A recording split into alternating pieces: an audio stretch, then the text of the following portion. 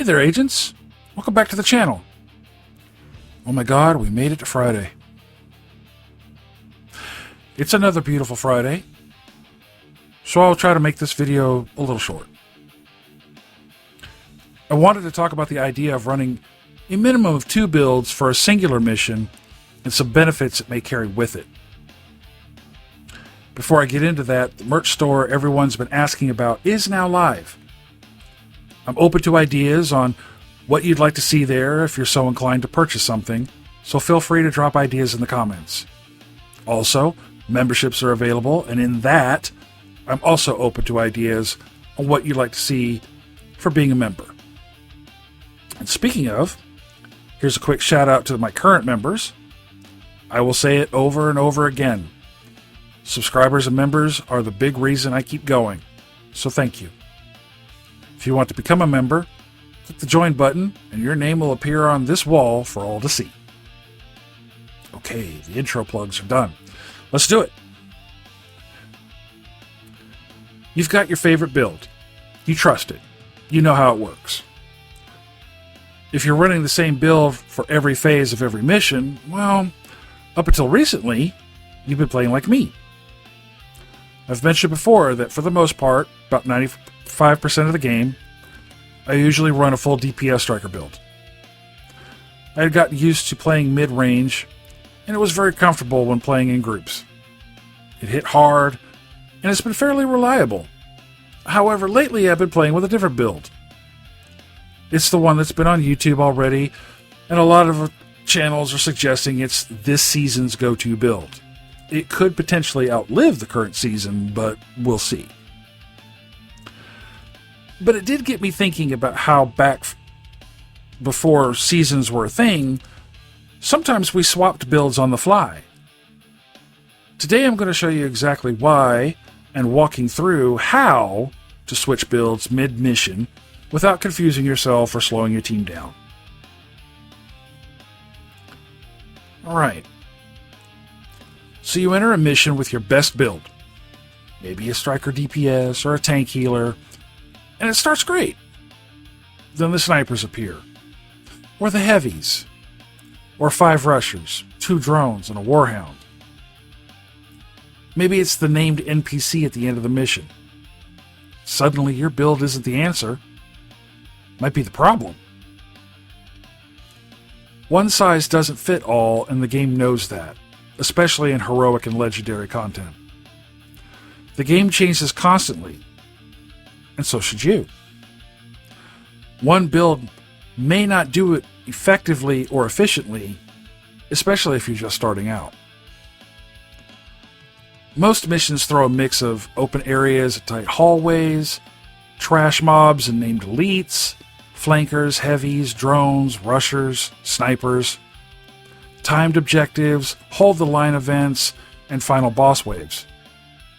No single build is ideal for every phase. What melts mobs early might get you wiped later. What survives well in tight cover may be useless in open chaos. Every mission has breakpoints where things change. Entering tighter quarters, facing a boss with armor regen, holding a defense zone, dealing with black tusk drones, fire damage spam from cleaners. These are natural build switch moments. Now remember, you can't switch builds in the middle of combat. If you haven't noticed already, each mission is pretty much a dungeon. There are moments after clearing rooms where nothing is happening. This is where you switch your builds. And when you recognize these moments ahead of time, you could swap through your preload loadouts in 3 seconds or less. No drama, no complicated menu time, just adapt and go. Now, you're not going to immediately know this if you're running a mission for the very first time. This is something you learn after death. Let's say you start with a DPS build for early waves. At mid-mission, you switch to a crowd control skill build to lock down a rush wave. For the boss phase, swap to a tank support with a reviver hive. You've just tripled your value to your squad and probably prevented a wipe. Another scenario, start with a burn-focused build using St. Elmo's or the Pyromaniac. Switch to healing build for support. Final boss, bring the Intimidate Adrenaline Rush SMG shotgun combo for burst damage. Let's say you're running the Jefferson Trade Center. Well, in the first phases, you got the open atrium and the hallways, scattered mobs. Run your crit SMG build for fast clears. The second phase of the map, you got the second wing full of rushers. Switch to a burn status setup for crowd control. When you get to the final boss, at the very end, pull out a high burst AR or LMG build with crit stacking or headshot bonuses. Each switch makes the phase easier, faster, and potentially cleaner. There's no scrambling, no wasted revives, just mission dominance. Here's a simple structure that I recommend to every new player. Your first build, primary all-purpose. Your most balanced, reliable build, whether that's DPS, armor regen, or crowd control. You start missions with this. Build number 2. Control, utility, or sustain. Used for defending objectives, tight interiors, or overwhelming waves. Could be a status build, could be a tank setup, or even a healer. Your third build. This is primarily for boss, bursts, or clutch. Glass cannon if you're brave enough. Shields for rushers. Something to handle the snipers. Something to handle variable threats. This could be a skill build, a tank build, or a hybrid. Maybe a healer build for support. This is the build you use when the big threats come out and you want the fight over fast.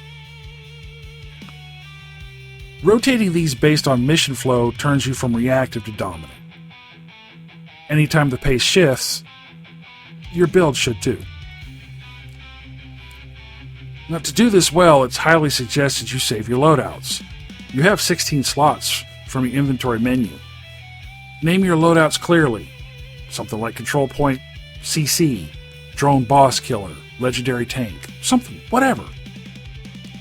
Use the loadout wheel from your menu favorites. Put loadout swap points before elevator doors or after wave clears. Treat your build like a toolkit. You don't bring a hammer to every job. Just grab the right tool at the right time. Now don't overcomplicate it. Just start with 3 ready-to-go builds. Label them clearly. Keep them updated. Tweak as needed.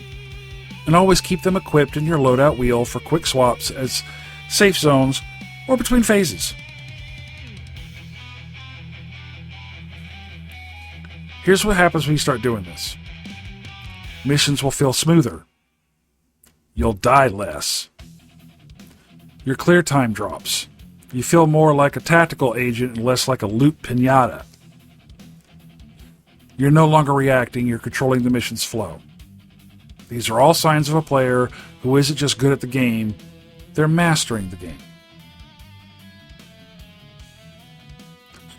I hope this video was helpful, especially for the new players. Please hit the like button, become a subscriber.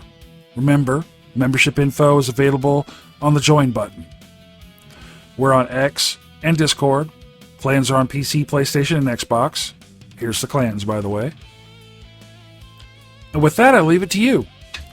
Do you swap builds in the middle of missions? Do you just run one build and think everything's fine the way it is? Let me know in the comments below. Until the next one, this is Hannibal, signing off.